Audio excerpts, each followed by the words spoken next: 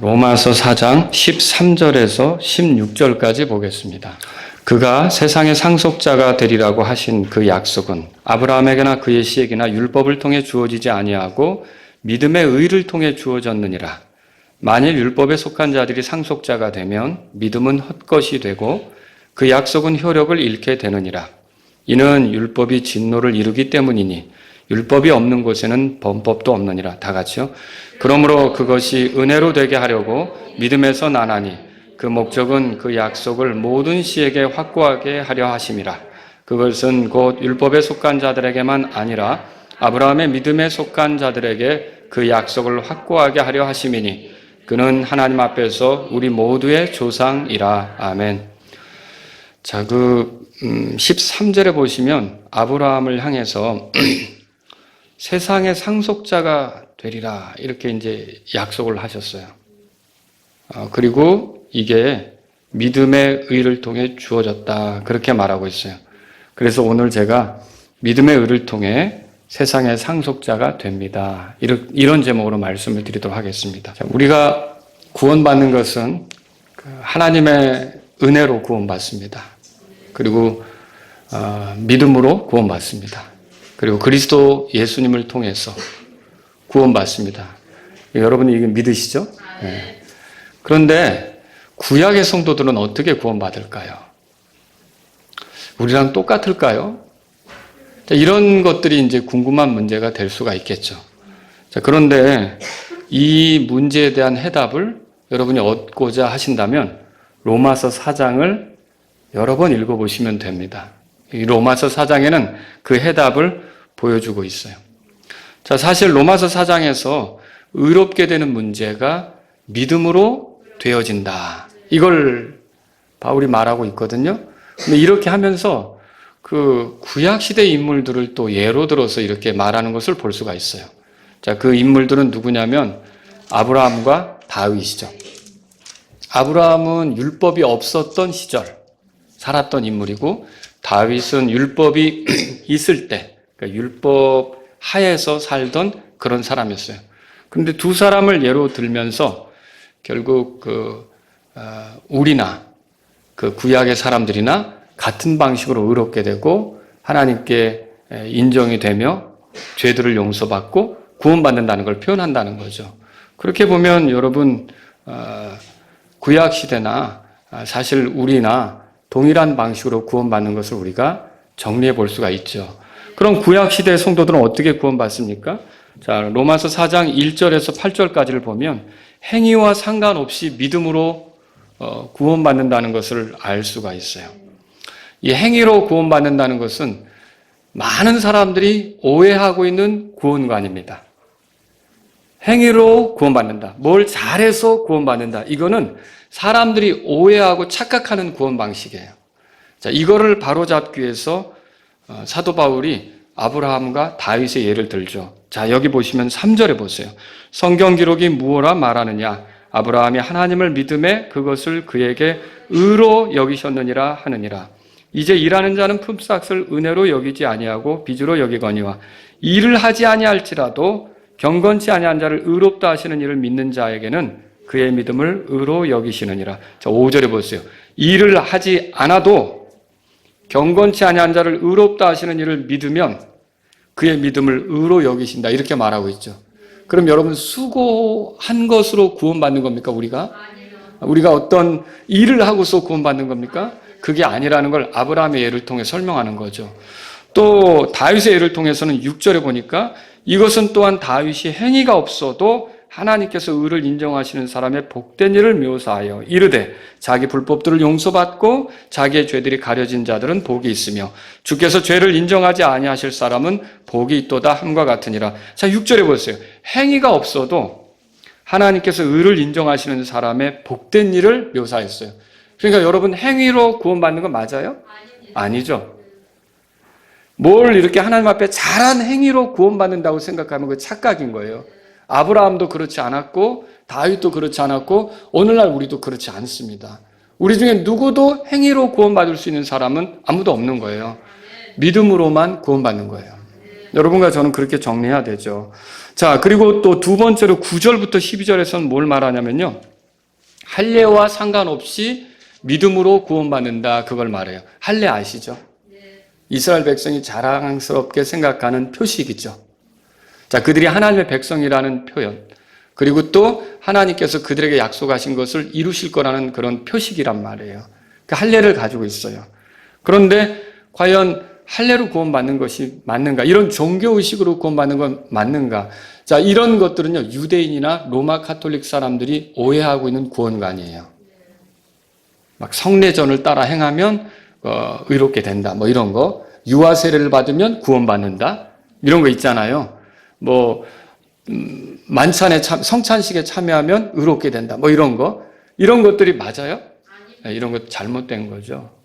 여러분, 할례를 통해서 우리가 구원받는 게 아니잖아요.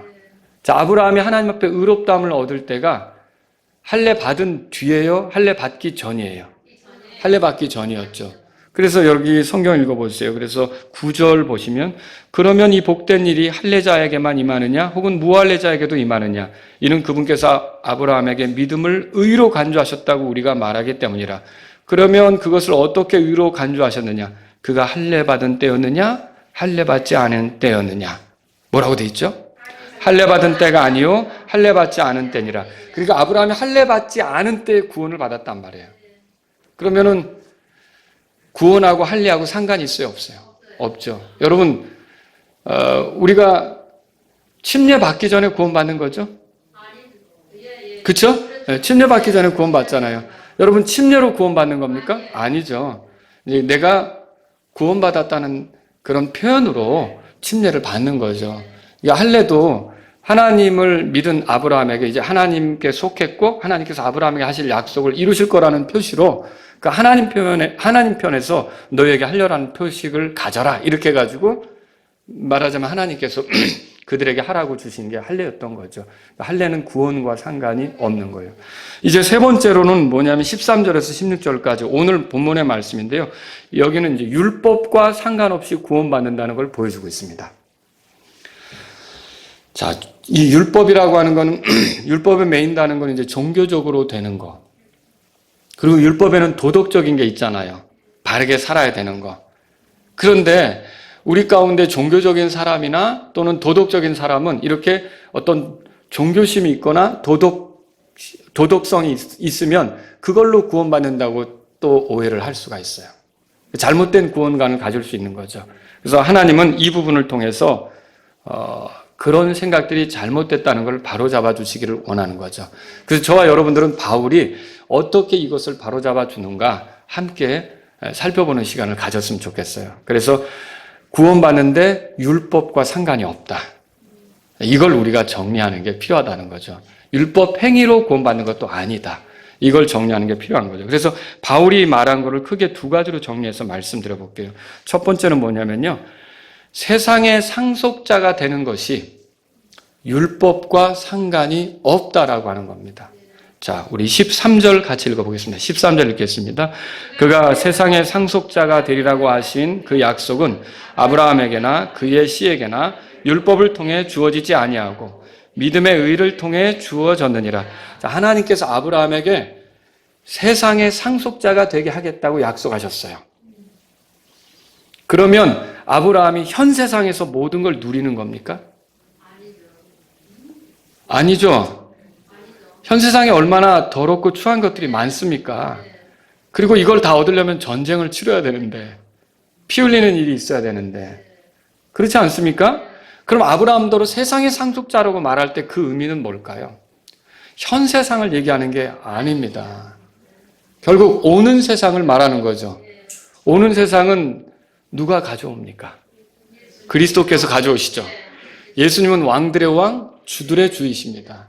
오는 세상을 열어놓으실 분이 예수 그리스도란 말이죠.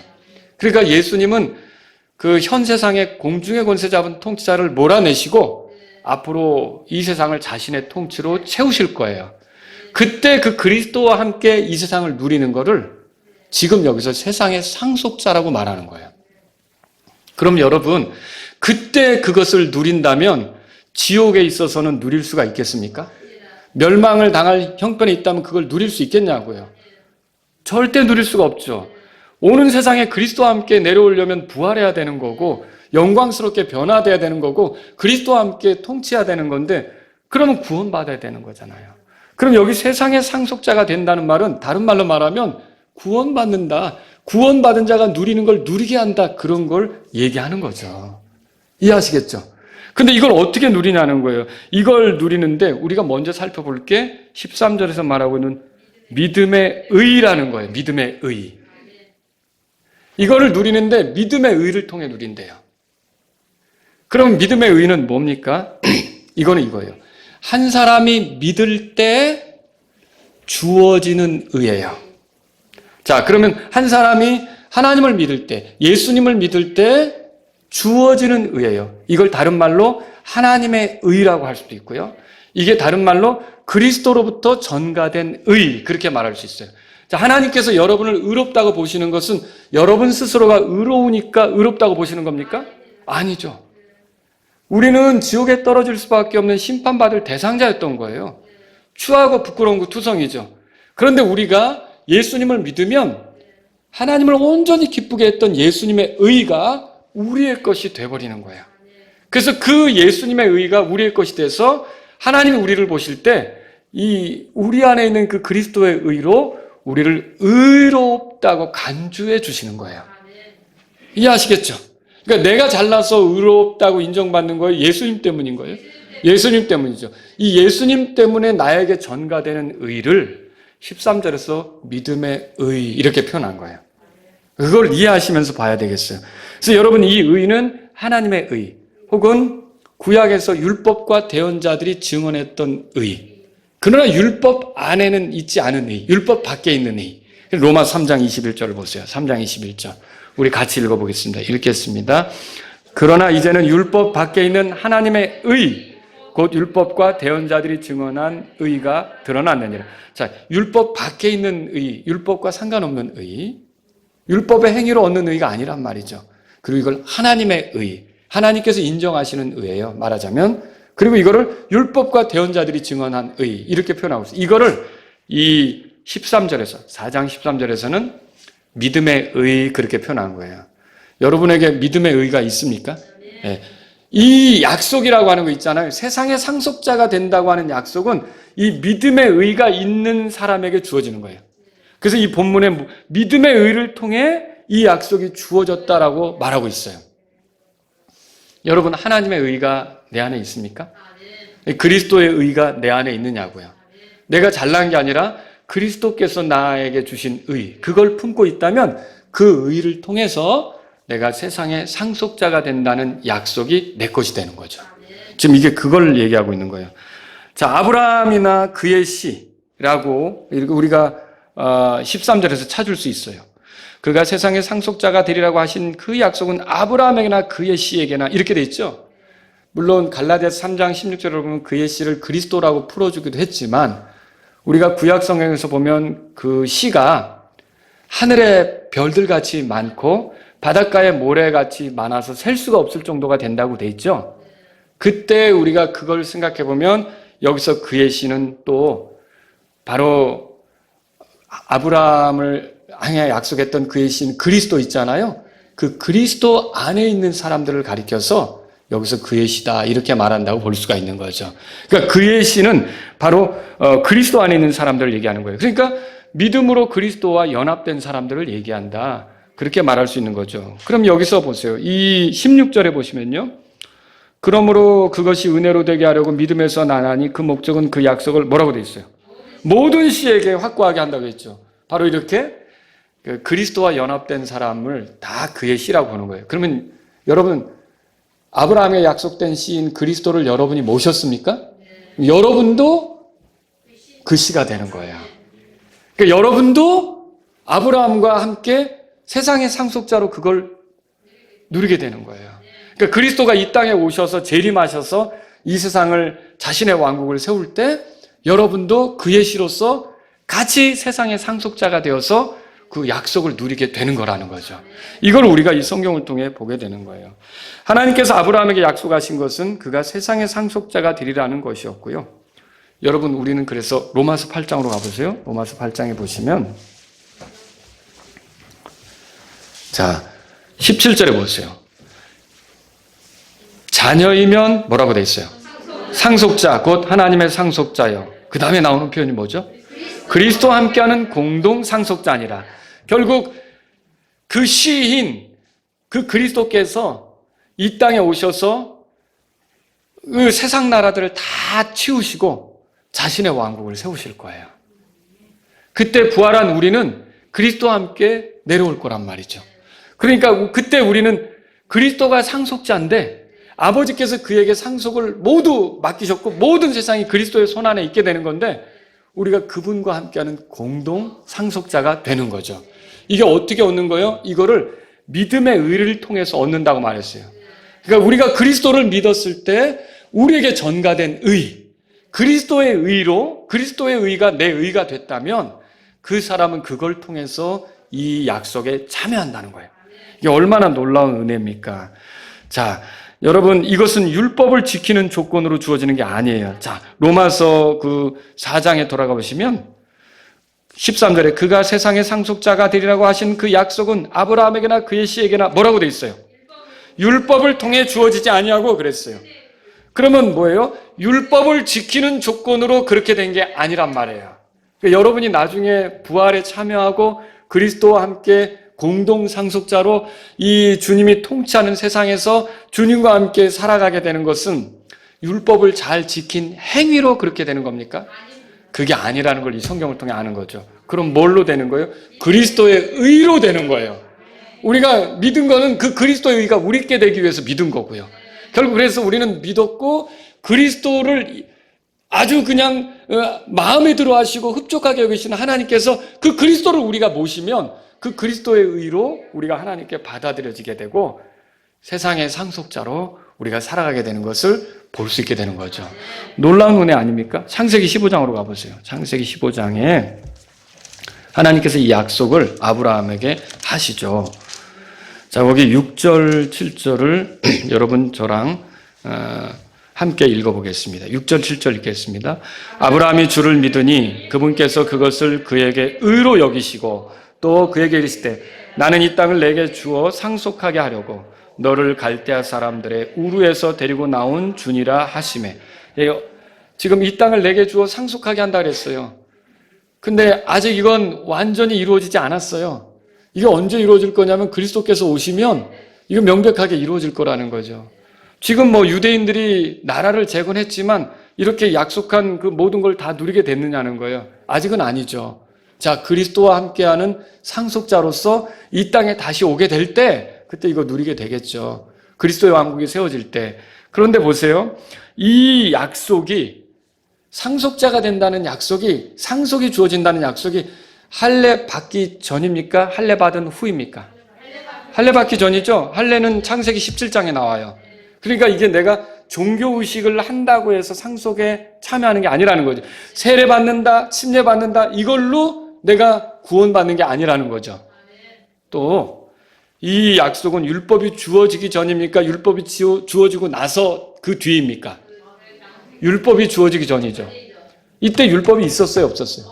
이때로부터 약 430년이 지나간 뒤에 모세가 등장해서 율법을 받잖아요. 그러니까 이때는 율법이 없었어요. 그러니까 지금 아브라함이 이렇게 상속을 얻는 상속자가 된다는 거, 이 약속, 하나님의 그 약속을 받는 건 율법과 상관이 있어요, 없어요? 그럼 여기서 답이 나왔네요. 우리가 구원받는 것은 율법을 지키는 행위와는 상관이 없는 거예요.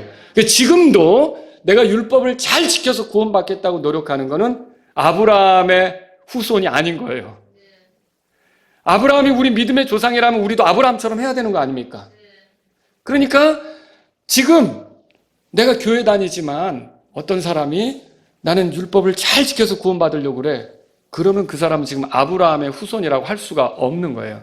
왜냐하면 아브라함은 율법과 상관없이 믿어서 그 믿음의 의, 그리스도의 의, 하나님의 의, 이것으로 하나님께 의를 인정받고 세상의 상속자가 되게 된 것이니까. 그렇죠. 그래서 저와 여러분들이 교회 다니면서 내가 11조도 잘 바치고 교회도 안 빠지고 이렇게 하니까 하나님이 나를 구원해 주시겠지. 그 착각이란 말이죠. 그렇게 생각하시면 안 돼요.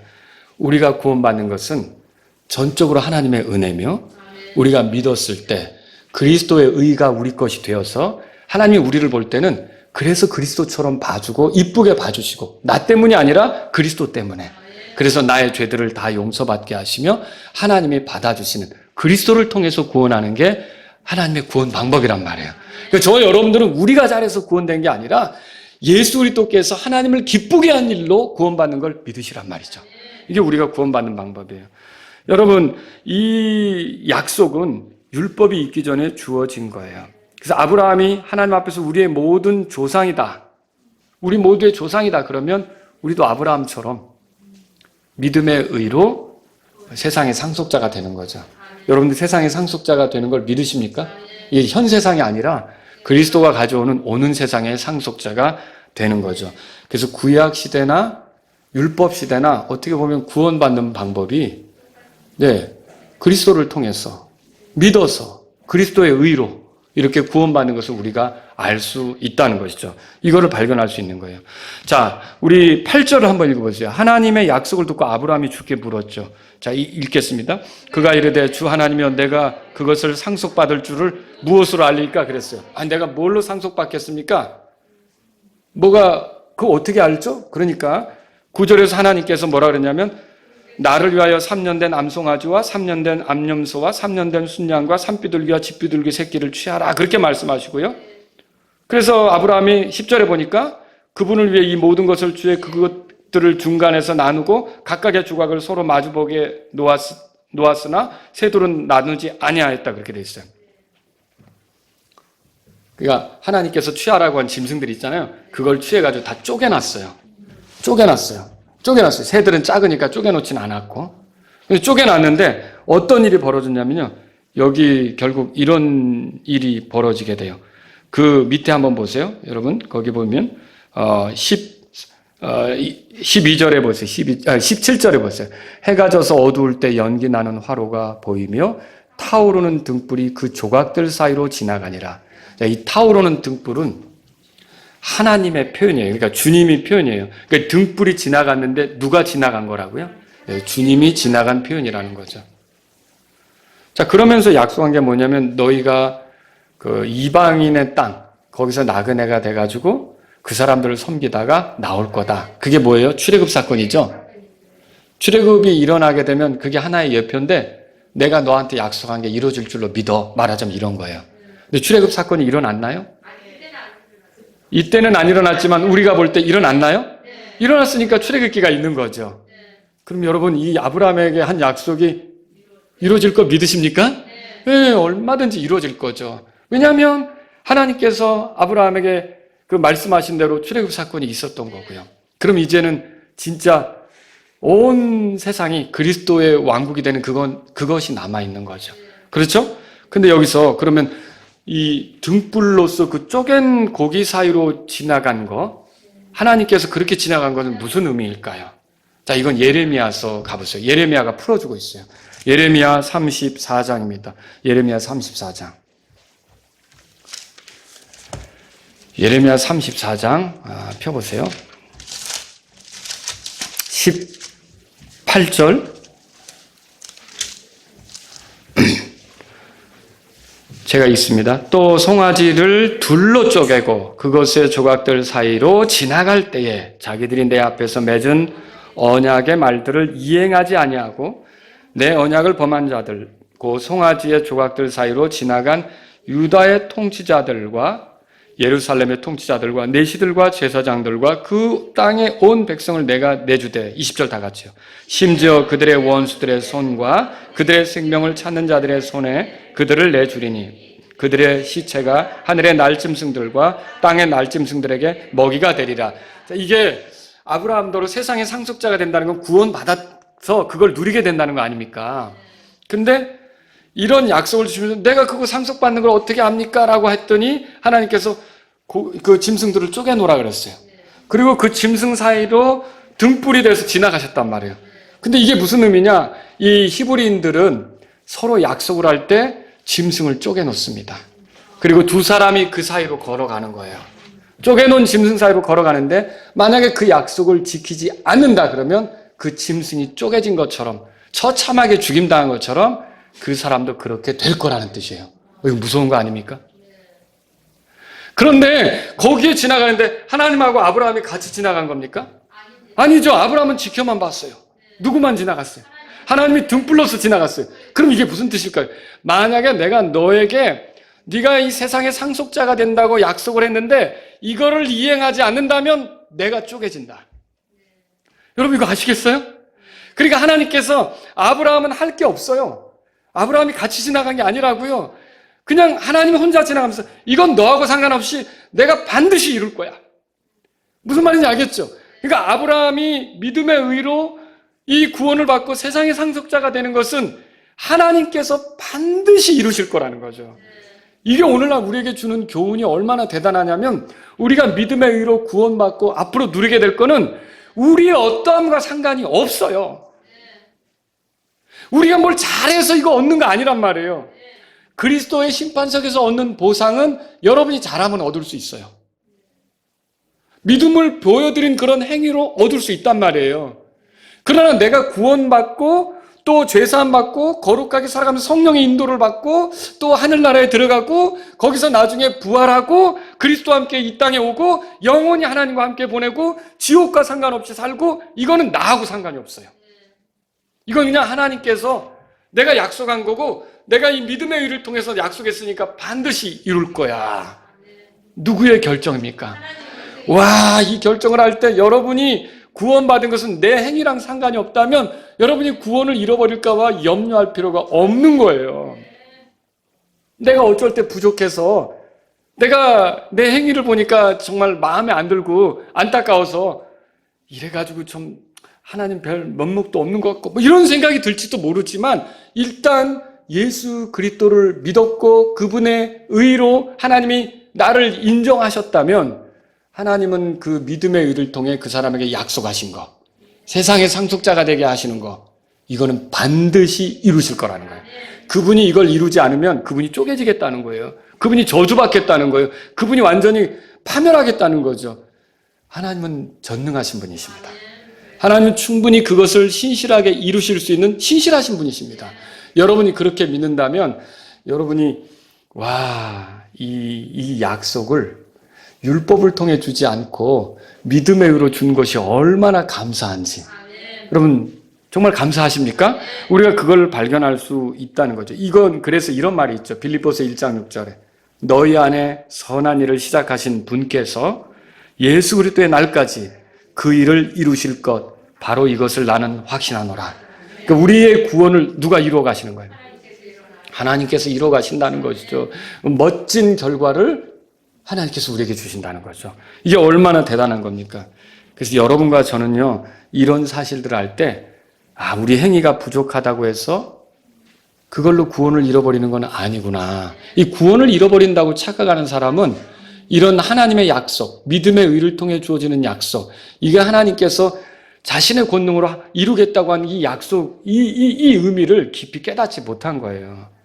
그걸 만약에 이루지 못하면, 그래서 나를 구원하시기로 했다가 안 되겠네 하고 내 구원을 취소해버리면 하나님의 약속은 깨지는 거잖아요. 하나님의 그 짐승 사이를 걸어가셨는데, 말하자면 등불로서 지나가셨는데, 그러면 그분이 깨지시고 그분이 파멸하셔야 되는 건데, 하나님은 그런 길을 택하시지 않는다는 거죠. 여러분, 구원은 하나님의 은혜로 받습니다. 단지 우리는 하나님을 믿으면 그 믿음의 의를 통해서 결국 우리를 의롭다고 하신 하나님께서 결국 우리에게 약속하신 모든 것을 우리에게 주는 걸 우리는 경험하게 되는 거죠. 그래서 은혜로 우리가 구원받는 걸 여러분이 믿으시기 바랍니다. 두 번째로 드리고 싶은 말씀이 이거예요. 세상의 상속자가 되는 것이 율법과 상관이 있다면 문제가 된다는 거예요. 로마서 4장으로 가보세요. 로마서 4장 14절 보세요. 14절 같이 읽겠습니다. 만일 율법에 속한 자들이 상속자가 되면 믿음은 헛것이 되고 그 약속은 효력을 잃게 되느니라 그랬어요. 아브라함이 율법을 지키는 행위 여부가 조건이 되어서 세상의 상속자가 된다는 그 약속을 준다면 그러니까 네가 율법을 잘 지키면 너는 세상의 상속자가 되는 거야. 그러나 율법을 지키지 못하면 세상의 상속자가 되겠다고 내가 약속은 했지만 취소할 거야. 라고 만약에 한다면 이게 문제가 됩니다. 어째서 이게 문제가 될까요? 율법은 늘 수고를 요구하고 행위를 요구하고 완벽하게 할 것을 요구하는데 사람으로서 그렇게 완벽하게 할 사람이 있을까요? 없습니다. 그렇다면 아브라함도 예외는 아니죠. 아브라함이 완벽하게 잘할 수 있을까? 여러분 아브라함의 생애를 보세요. 죽기 싫어가지고 말이에요. 그 몇십 년씩 데리고 다녔던 아내를 놓고서 여동생이라고 속이고 다니고 말이죠. 그렇죠? 약속의 땅 가나안을 버리고 기근이 왔다고 이집트로 내려가기도 하고 아브라함도 실수 많이 했습니다. 하나님 말씀 듣고 기다려야 되는데 사라 말 듣고서 하갈을 통해서 아이도 갖고 아브라함도 실수 많았던 거죠. 만약에 그래서 율법의 행위로 아브라함에게 세상의 상속자가 되게 한다 그러면 문제가 많이 생기는 거예요. 아브라함은 믿었지만 그 행위가 안 돼서 그걸 잃어버린다고 하면 믿음은 효력이 없게 되는 거예요. 그래서 오늘날 어떤 사람들이 구원은 믿음으로 받지만 행위가 따라주지 않으면 구원을 잃어버릴 거예요 라고 말하는 사람들 있죠. 이 사람들은 믿음을 효력 없게 만드는 그런 잘못된 일을 하고 있는 셈이죠. 하나님은 절대로 믿음이 효력 없는 결과에 이르도록 하지 않습니다. 그래서 어떻게 하냐면 율법 행위와 상관없이 믿음의 의로 그 약속을 얻게 하는 거죠. 여러분 또 보세요. 그 15절에 우리 다 같이 읽겠습니다. 이는 율법이 진노를 이루기 때문이니 율법이 없는 곳에는 범법도 없느니라. 자, 율법이 하는 일이 뭐예요? 율법은 죄를 알게 하잖아요. 죄가 뭔지를 보여주잖아요. 그것을 어긴 사람에게는 하나님의 진노가 주어지도록 하는 거예요. 자, 여기 보니까 율법이 없는 곳에는 범법도 없다 그랬어요. 이 말은 뭘까요? 로마서 7장에 가보세요. 로마서 7장에 7절에 그러면 우리가 무슨 말 하리요? 율법이 죄냐? 결코 그럴 수 없느니라. 아니라 뭐라고 돼 있죠? 오히려 율법을 통하지 않고서는 내가 죄를 알지 못하였으리니. 그러니까 이게 율법이 없다면 범법도 없다는 말이 율법이 없었다면 우리가 죄가 뭔지 알지 못하는 그런 상황에 있었지 않겠느냐. 지금 이제 그 얘기죠. 여러분 율법을 지켜서 구원받는다 맞아요? 틀려요? 그렇지 않은 거죠. 완벽하게 지킬 수 있는 사람이 없잖아요. 또 율법을 지켜야 얻은 구원을 잃어버리지 않는다 맞아요? 틀려요? 네, 그것도 잘못된 거죠. 여러분 율법은 거울과 같은 거예요. 뭐냐면 내가 집을 나갈 때 거울을 보잖아요. 그러면 여기 뭐 묻었네. 그런데 묻었네를 내가 알기는 하지만 거울이 이걸 띄워줍니까? 아니죠. 율법이 그렇단 말이에요. 내가 뭐가 죄인지는 알지만 죄에서 나를 깨끗하게 할 수 있는 능력, 구원하는 능력은 율법에 있는 게 아니라 예수 그리스도의 피에 있습니다. 여러분과 저는 율법을 의지해서 구원받을 생각을 하면 안 된다는 거예요. 율법을 의지해서 구원을 유지하려고 해도 안 된다는 거예요. 율법을 의지해서 구원을 잃어버리지 않으려고 애쓰는 것도 안 된다는 거예요. 우리의 구원은 예수님께 달려있는 겁니다. 여러분 그렇게 믿으시면 충분하죠. 하나님께서 의를 인정하신 사람들을 상속자가 되게 하시는 방법은 은혜에 의합니다. 16절을 우리 읽겠습니다. 16절 읽겠습니다.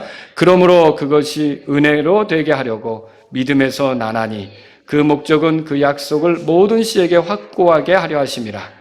그것은 곧 율법에 속한 자들에게만 아니라 아브라함의 믿음에 속한 자들에게 그 약속을 확고하게 하려 하심이니 그는 하나님 앞에서 우리 모두의 조상이라. 자, 여기 그러므로 이렇게 시작되는 건 내가 결론을 내릴게 이제 이런 의미예요. 그러므로 결론을 내리겠다는 거죠. 근데 은혜로 되게 하려고 믿음에서 난다 그렇게 돼 있죠. 그러니까 은혜는 뭐예요? 자격이 없는 자에게 베풀어지는 호예요. 그러니까 아무런 자격이 없는데 주는 게 은혜예요. 그 구원이 그런 식으로 온다는 거예요. 내가 뭘 잘해서 자격이 있어서 받는 걸로 생각하면 안 되는 거예요. 구원은 그 은혜는 뭐냐면 그러니까 값을 지불하지 않고 거저 얻는 게 은혜예요. 내 편에서는 어떤 대가를 지불하지 않았는데 오는 게 은혜라는 거죠. 결국 은혜는 어떻게 하냐면 내 자랑을 할 수 없게 되죠. 내가 이러니까 하나님이 날 이렇게 받아준 거지라고 말하면 은혜가 아니에요. 그러니까 여러분이 내가 이 정도로 교회 다녔으니까 하나님이 나를 구원해 주시니 나 같은 사람 구원 안 해주면 어떻게 하실 거야?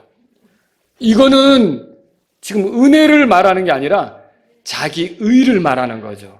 이거 구원 아닙니다. 내가 이 정도로 주일학교 교사를 10년씩이나 했는데 나 같은 사람이 하늘나라 하나님 안 데려가시면 도대체 누가 가겠어? 라고 하면서 자기가 한 뭔가를 내세우면 그거는 은혜가 아닌 거예요. 은혜는 뭐냐면 나는 자격이 없습니다. 그러나 하나님께서 나를 위해 보내신 그리스도를 통해서 내 죄가 그리스도께 넘어가서 내 죄에 대한 형벌을 그리스도께서 다 당하시고 나를 죄에서 용서받게 하시며 그리스도의 의가 내 것이 되게 하셔서 나는 하나님을 기쁘시게 할 수 없지만 하나님이 나를 볼 때 그리스도를 보듯이 나를 대해 주시는 것. 이 놀라운 은혜로 내가 구원받습니다. 이게 진짜 구원받은 사람의 모습이라는 거죠. 여러분, 그래서 율법이 행위를 요구한다면 은혜는 믿음을 요구해요. 그러니까 율법의 친한 친구는 행위고 은혜의 친한 친구는 믿음이에요. 그래서 여러분, 율법은 무언가 대가를 받아야 해주겠다는 거고, 그리고 이 은혜는 그게 아니라 대가 없이도 값없이 거저주겠다는 거예요. 여러분, 우리가 어떤 식으로 구원받습니까? 값없이, 은혜로 구원받는 걸 여러분 믿으시라는 거죠. 이거는 우리들이나 아브라함이나 마찬가지라는 거예요. 이거는 다윗도 마찬가지고 구약의 성도들도 마찬가지라는 거예요. 그래서 어떤 사람이 이 구약 시대에는 율법을 지켜서 구원받고 지금은 은혜로 구원받고 이거 아니라는 거죠. 모두가 다 은혜로 구원받는 거예요. 그 어떤 인간도 하나님 앞에 나 대단하다고 나설 수 있는 사람 아무도 없어요. 내 이 조건 보고 이 자격 보고 구원해달라고 말할 수 있는 사람 아무도 없어요. 우리는 다 은혜로 구원받는 걸 여러분 알아야 된다는 거죠. 그래서 믿음으로 구원받는다면 행위와 상관없이 구원받는 거예요. 은혜로 구원받는다면 율법과 상관없이 구원받는 거예요. 값없이 구원받는다면 어떤 대가를 지불하지 않고 구원받는 거예요. 이건 필연적으로 은혜를 베푸신 하나님께만 영광을 돌리게 하는 거예요. 근데 만약에 자기 행위로 구원받게 된다면 어떨까요? 자기 자랑하겠죠. 아니, 어떻게 하늘나라에 들어오려고 그래? 이래봬도 내가 이렇게 자기 자랑하겠죠. 하나님은 그걸 싫어하세요. 하나님은 자기 자랑을 원치 않으세요. 하나님께 찬송을 드리고 영광을 돌리는 게 인간 존재의 목적 아닙니까? 그래서 하나님은 우리를 은혜로 구원하신다는 거죠. 아브라함은 우리 모두의 조상이라고 그랬어요. 16절에 보니까 끝에 그는 하나님 앞에서 우리 모두의 조상이라. 그러면 그의 모든 씨에게 확고하게 하려고 그를 믿음의 상속자로 세상의 상속자로 세우셨다면 그가 우리 믿음의 조상이라고 할 때, 우리 조상이라고 할 때 우리도 그와 동일한 믿음으로 세상의 상속자가 되는 거죠. 같이 참여하는 거죠. 이걸 알 수가 있는 거죠. 말씀을 정리해 볼게요. 아브라함이 세상의 상속자가 된 것은 율법과 상관이 있어요? 없어요? 없어요. 오직 믿음의 의를 통해 약속으로 받은 거예요. 오늘 우리가 아브라함과 동일한 믿음으로 세상의 상속자가 되고 하나님의 약속에 참여하는 걸 믿으시겠습니까? 우리 조상 아브라함을 따라 다음과 같은 삶을 살아야겠습니다. 믿음의 조상. 아브라함이 우리 믿음의 조상이라면 여기 보니까 모든 자들의 조상이라고 그랬어요. 그럼 유대인이나 이방인이나 믿는 사람들의 조상이 된다는 거죠. 그럼 우리는 첫 번째로 복음을 전해야 합니다. 아브라함처럼 우리는 믿음으로 구원받습니다. 믿음으로 구원받는다면 은혜로 받는 것이고, 은혜로 구원받는다면 어떤 대가를 지불하고 받는 게 아니고, 어떤 대가를 지불하고 받는 게 아니라면 우리 편에서는 값없이 받는 거예요. 전적으로 하나님의 은혜로 인한 구원 방법이죠. 이 구원 방법은 율법 시대도 지금도 같은 거예요. 또 이 아시아나 아메리카나 같은 거예요. 그러니까 우리는 이게 우리만 적용되는 게 아니라 온 인류에게 적용되는 거 아닙니까? 그럼 우리는 복음을 전해야죠. 가까운 데는 우리가 나가서 이걸 알려줘야 되고, 이건 너무 간단하다. 믿음으로 우리가 구원받을 수 있다는 걸 알려줘야 되고, 우리가 갈 수 없는 지역은 어떻게 되죠? 선교사들이 가 있으면 그들을 위해 기도하고 그들을 후원하면서 더 많은 사람들이 이 믿음의 조상인 아브라함의 씨가 되어서 세상의 상속자가 되도록 우리가 돕는 그런 일들을 해야 된다는 거죠. 17절에 보세요. 이것은 기록된 바 내가 너를 많은 민족들의 조상으로 삼았느니라. 그러니까 유대인들만의 조상이 아니에요. 그러면 이게 아브라함과 같이 세상의 상속자가 되는 게 유대인들에게서만 나오는 걸 원하지 않는다고요. 모든 민족에게서 나오는 거예요. 이걸 저와 여러분들이 안다면 어떻게 해야 되겠습니까? 부지런히 복음을 전해야 되겠고, 세상의 땅의 끝까지 많은 사람들이 이 그리스도를 믿어 세상의 상속자가 되는데 여러분이 돕고 기도하고 물질로 후원하고 이런 일들이 필요하다는 거죠. 그래서 우리는 첫 번째로 복음을 전해야 되는 거고요. 두 번째로는요, 오는 세상을 기다려야 되는 겁니다. 하나님께서 구원받은 우리에게 약속하신 것들, 세상의 상속자가 된다는 게 현 세상이에요? 오는 세상이에요? 이게 마귀가 잡고 있는 이 세상이에요? 아니면 그리스도가 통치하는 세상이에요? 그리스도가 통치하는 세상이에요. 그거 지금 이루어졌어요? 이루어질 거예요. 우리는 그걸 기다리고 있죠? 우리가 그걸 기다리고 있다면 현 세상에 마음 빼앗겨 살 필요는 없다는 거예요. 세상에 있는 것들을 사용하지만 남용하는 자가 될 필요가 없고 우리는 오시는 주님을 기다리면서 살아야 된다는 거죠. 이 세상에서는 어떻게 살아야 될까요? 히브리서 11장에 보십시오. 아브라함이 어떻게 살았는가 보여주고 있어요. 히브리서 11장에 보시면 나그네와 순례자로 살았다고 얘기하고 있어요. 그러니까 현 세상에서는요, 나그네와 순례자처럼 살아가시라는 거죠. 아, 이분이 더 좋은 것을 가져올 것이라는 기대를 가지고 13절 보세요. 이 앞에 보면요, 아브라함 얘기 나오고 8절에 11절에 사라 얘기 나오고 그 앞에는 믿음의 사람들 얘기 나오잖아요. 그러면서 13절에 읽겠습니다. 다 같이. 이들은 다 믿음 안에서 죽었으며 약속하신 것들을 받지 못하였을 때 멀리서 그것들을 보고 확신하며 끌어안았고 또 땅에서는 자기들이 나그네요 순례자라고 고백하였으니. 자, 세상의 상속자라는 약속을 받았지만 그들이 죽을 때까지 그거 받았어요? 못 받았어요? 그때까지는 못 받았죠. 근데 언제 받을까요? 부활을 통해서 그리스도와 함께 오면 받게 될 거 아닙니까? 그거를 끌어안았고, 이거는 그래서 그걸 확신하면서 이 땅에서 자기들이 보낼 때 나그네와 순례자로 지냈대요. 어차피 이 세상은 내가 지나가는 세상이고 그리스도가 가져올 그 땅에 대해서, 그 왕국에 대해서 기다리는 소망으로 살았다는 거죠. 저와 여러분들도 그렇게 살아야 되지 않겠습니까? 위의 것을 생각하고 땅의 것에 애착을 두지 않고 이렇게 살아가는 저와 여러분들이 될 수 있기를 바랍니다. 세 번째로 우리가 이게, 여러분 대답해 보세요. 우리 조상이 아브라함이다. 여러분들 그렇게 말할 수 있겠어요? 믿음의 의로 세상의 상속자가 된 아브라함처럼 나도 그의 씨로서 세상의 상속자다. 이렇게 말할 수 있겠어요?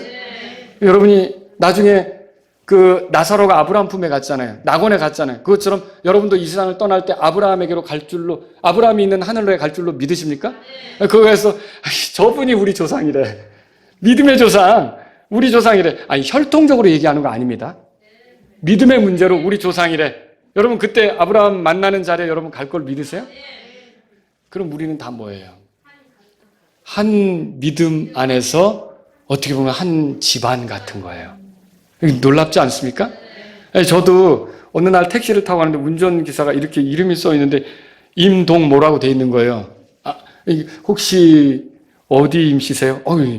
막기림입니다. 저기 본은 어떻게 되세요? 풍천입니다. 어이구 반가우셔라. 뭐 그러면서 서로 막 택시 가면서 막 왠지 흥분이 되고 즐겁잖아요. 같은 집안 사람 만난 게 그런 적 있었어요. 택시비 깎아주더라고요, 나중에.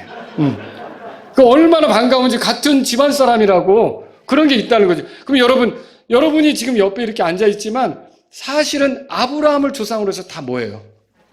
집안 사람들이에요. 여러분 서로 반갑게 지내야죠. 이렇게 귀한 분을 내가 이 가까운 데서 만나다니. 서로 격려하면서, 서로 사랑하면서, 서로 위로하면서, 서로를 위해 기도하면서 이렇게 살아가는 게 우리의 삶이 돼야 되지 않겠습니까? 갈라디아서 6장에 보면 무슨 말이 있어요? 우리가 모든 사람에게 선을 행하지만 특히 믿음의 집안 사람들에게 더 해야 된다는 말이 무슨 의미예요?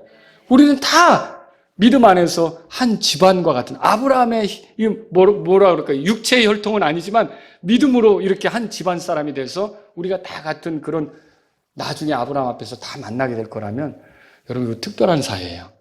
옆에 있는 분들 서로 마음 상해가지고 언짢은 생각, 불편한 생각, 미운 마음, 시기하고 질투하며 이렇게 보낼 필요가 없는 거예요.